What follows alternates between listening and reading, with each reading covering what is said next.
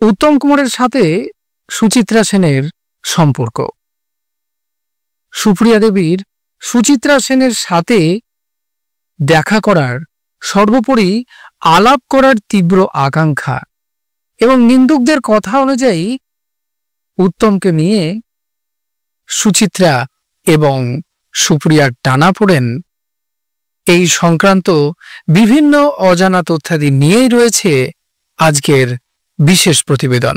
আর আপনারা রয়েছেন প্রতিদিনের মতো আবারও the legend and history 365 YouTube চ্যানেলের পর্দায় দেবার্কর সাথে। সোশ্যাল মিডিয়ায় প্রকাশিত তথ্যানুযায়ী বলা হচ্ছে, সুপ্রিয়া দেবী শুনেছিলেন সুচিত্রা সেনের নাকি দারুণ অহংকার, পরিচিত ছাড়া কারো সঙ্গে নাকি কথা বলা তো দূরের কথা, দেখাও করতেন না।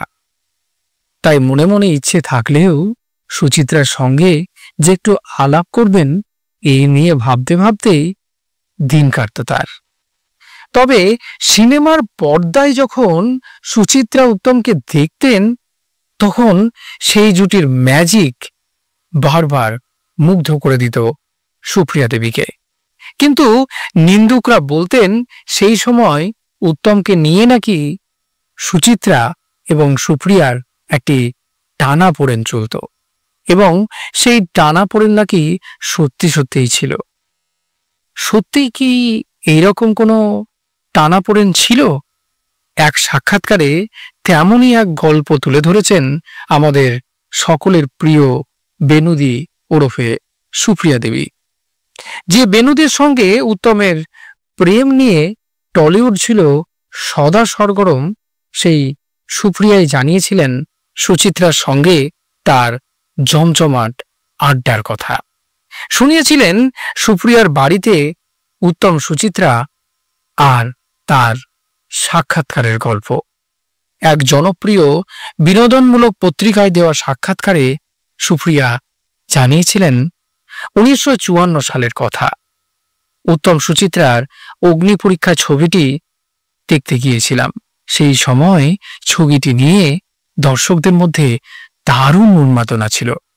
খুব কষ্টে 2-3টে টিকিট পেয়েছিলাম। সেই সময় থেকেই সুচিত্রার সঙ্গে আলাপ করার একটা ইচ্ছে জেগেছিল। আসলে সেভাবে সুচিত্রার সঙ্গে আলাপ তখনও সম্ভবপর হয়ে ওঠেনি। এই সাক্ষাৎকারে সুপ্রিয়া আরও জানিয়েছিলেন, সুচিত্রা সেনের সঙ্গে আলাপ করার ইচ্ছেটা পরিচালক নির্মল দেখে জানায়। তখন নির্মলদার বসু পরিবার ছবিতে অভিনয় করছি আমি। শীতের মোড়ের এমপি স্টুডিওতে সুচিত্রা সেনের সঙ্গে দেখা। আহা, সেই দিনটা ভোলার মতো নয়। তবে এটা বলতেই হয়, সুচিত্রার সৌন্দর্যের থেকে ব্যক্তিত্বই আমাকে আকর্ষণ করেছিল বেশি। আলাপও হলো, গল্পও হলো। আমি রমাদি বলেই ডাকতাম তাকে। পুরনো এই সাক্ষাৎকারে সুপ্রিয়া দেবী আরও জানিয়েছিলেন, আমাদের ময়রা স্ট্রিটের বাড়িতে রমাদি বহুবার এসেছেন। অনেক আড্ডা দিয়েছি। খাবার টেবিলে বসে আমি, উত্তম আর রমাদি প্রচুর গল্প করতাম। আমি নিজে হাতে রান্না করতাম। খাবার টেবিলে উত্তম আর সুচিত্রা বসে থাকতেন। রমাদির জন্মদিনে নিয়ম করে প্রত্যেক বছর আমি আর উত্তম ফুল পাঠিয়ে শুভেচ্ছা জানাতাম। ফুল খুব প্রিয় ছিল রমাদির। এই সমস্ত কথাবার্তা আমাদের সকলের প্রিয় বেনুদি ওরফে সুপ্রিয়া দেবীর থেকে জানতে পারা যায়।